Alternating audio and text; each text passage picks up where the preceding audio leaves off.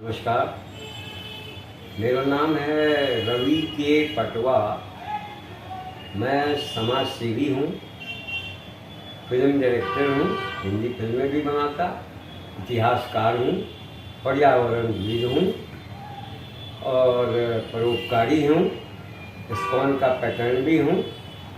मूसा शाह जो दानवीर दरभंगा के कहलाते उनका प्रपौत्र हूँ। वीके पटवा का सुपुत्र हूँ और आपके समाज का लाल हूँ। सभी हिंदू बुनकर समाज को आपके साथी रवि के पटवा का प्रणाम स्वीकार करें। और क्योंकि 6 तारीख का इलेक्शन हो गया, बिहार में विधानसभा इलेक्शन का एक पहला चरण गुजर गया। अब दूसरा चरण है आपको 11 तारीख यानी कल। तो मेरे मन में एक आया, अंदर से एक ब्रह्मांड की आवाज़ आई कि अपने समाज को कुछ मैसेज जरूर भेज दो। तो मैं पहले बता दूं, वीके पटवा साहब हमारे पिताश्री, दिवंगत पिताश्री, वो हिंदू बुनकर समाज, अखिल भारतीय वस्त्रकार समाज के ऑल इंडिया के नामी ग्रामी नेता थे। और वो आपको बिहार राज्य तंतुवाय महासंघ के संस्थापक भी थे। बड़े बड़े आंदोलन हुए हमारे इस बुनकर समाज के लिए। गांधी मैदान में नारा लगता था, पहला 5000 लोगों का एक जुलूस निकाला गया था पटवा साहब के नेतृत्व में।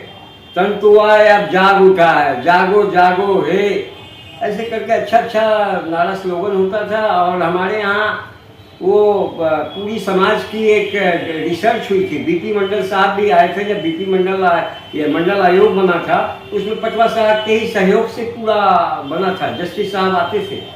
और मैं दूसरी बात ये कहना चाहूँगा, पूरे हिंदुस्तान में हम 18 करोड़ हैं। हम क्या क्या कहलाते? हम कहलाते आपको कोली, कोरी, कोष्ठी, फिर कहलाते देववंशी, चंद्रवंशी, भाटी, फिर कहलाते सोलंकी, कछवाहा। इधर हम बिहार में कहलाते ताती, तटवा, पान, चौपाल, स्वासी, दास, गुप्ता, विभिन्न टाइटलों में हम जाने जाते हैं। लेकिन हैं एक ही जाति के हैं। इस जाति का स्वर्णिम इतिहास ये रहा है कि भारत जो सोने की चिड़िया कहलाती थी, वो हमारे वस्त्र उद्योग जो हमारा था, जिससे हम वस्त्र निर्यात करते थे पूरे विश्व में, सोना आता था, पेमेंट सोने से होते थे, तो हम बहुत धनी थे। अब भारत सोने की चिड़िया कहलाती थी। कालांतर हमारे साथ बहुत ही विभत्स बातें की गई। जब मुगल आए तो उन्होंने हमारे उद्योगों को बंद कराना शुरू किया। जो हम वस्त्र बीनते थे वो बनाना शुरू किया। अब 50% लोग जो 50% लेकिन काफ़ी लोगों ने इस्लाम धर्म कबूल कर लिया। वो आज के डेट में इस्लामी कहलाते हैं, अंसारी, और जुलाहे मुस्लिम कहलाते हैं। खैर, हमें उनसे कोई लेना देना नहीं है। उन्होंने अपना धर्म परिवर्तन कर लिया, बात कर लिया। हम लेकिन हिंदू बुनकर पूरे भारतवर्ष में 18 करोड़, अब बिहार में लगभग 80 लाख हैं।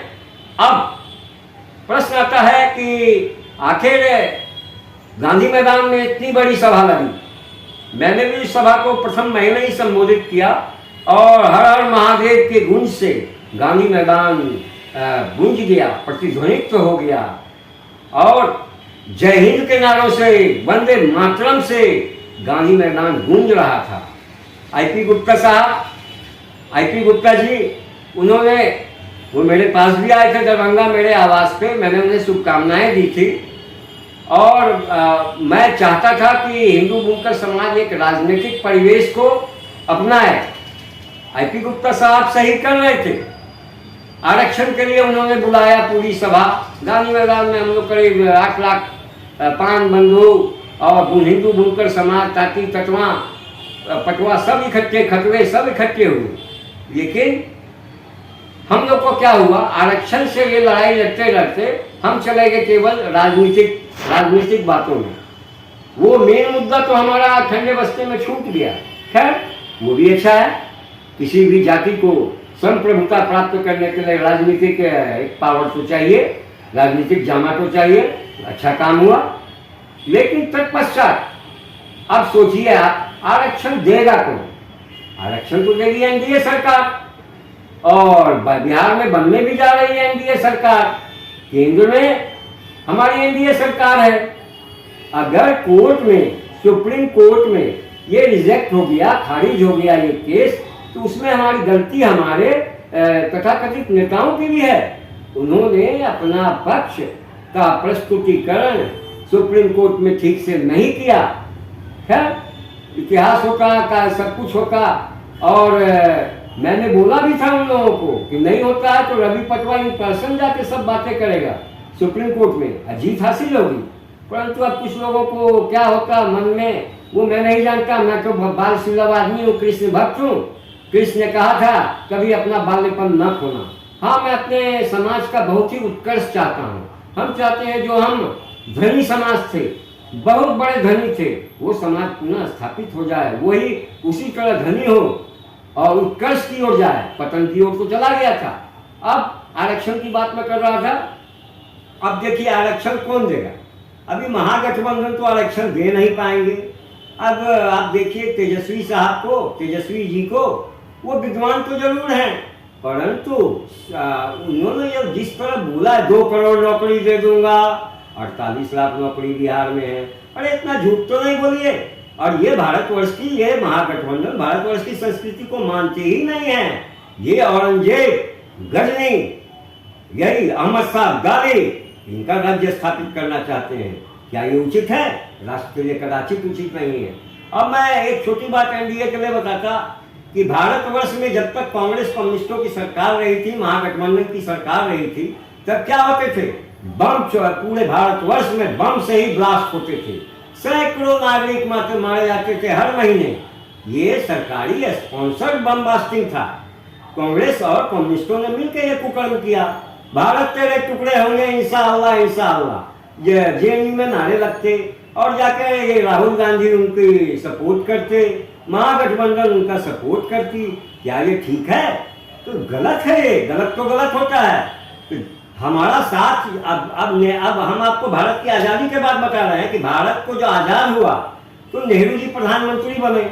उन्होंने किया क्या कि हम हिंदू बुनकरों का ये जो वस्त्र वयन हम करते थे, वस्त्र को बीनते थे, उसको, उस उद्योग को ही प्रतिबंधित कर दिया, बैन कर दिया।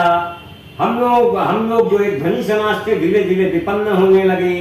फिर इंदिरा गांधी आई, उन्होंने इसको बर्बाद कर दिया। राजीव गांधी ने नष्ट कर डाला।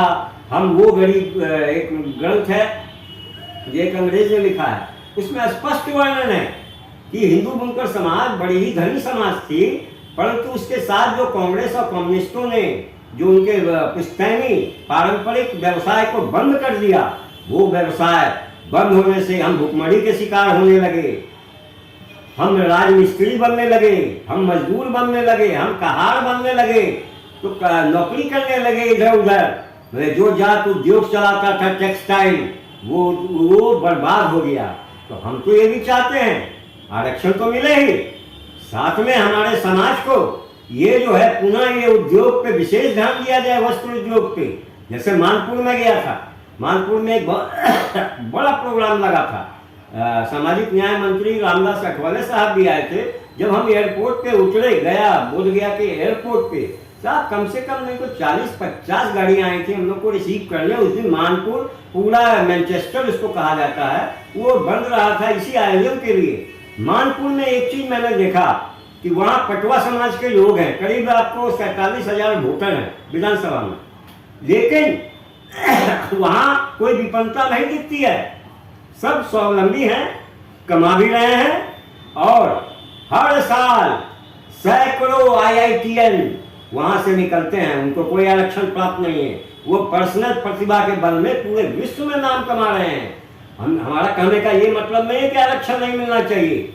जो कि सुप्रीम कोर्ट से रिजेक्ट हो गया है, हम उस आरक्षण को पुनः वापस करेंगे। हमारी भी बातें हुई है मंत्रालय से, हम उसकी प्रोसीडिंग कर रहे हैं। हर चीज में थोड़ा सा वक्त लगता है, हम संवैधानिक प्रक्रिया के अनुसार इसे हासिल कर लेंगे और एनडीए सरकार हमें सपोर्ट करेगी ही करेगी, वो वचनबद्ध हो चुके हैं। तो हम ये चाहते हैं कि अब जो विधानसभा का ये सेकेंड चरण है, कल 11 तारीख को, आप किसी भूल में ना पड़े, किसी कपट में ना पड़े, किसी फरेब में ना पड़े। वोट भारत वर्ष के लिए दें। भारत सुरक्षित तो हम सुरक्षित कमल को वोट दें, नरेंद्र मोदी को वोट दें, नीतीश कुमार को वोट दें। अब मैं यही बोलूंगा, जय हिंद, भारत माता की जय, वंदे मातरम, वंदे मातरम। पार्वती पते हर हर महादेव, सियापति रामचंद्र की जय, पवन सुत हनुमान की जय। हरे कृष्णा, राधे राधे।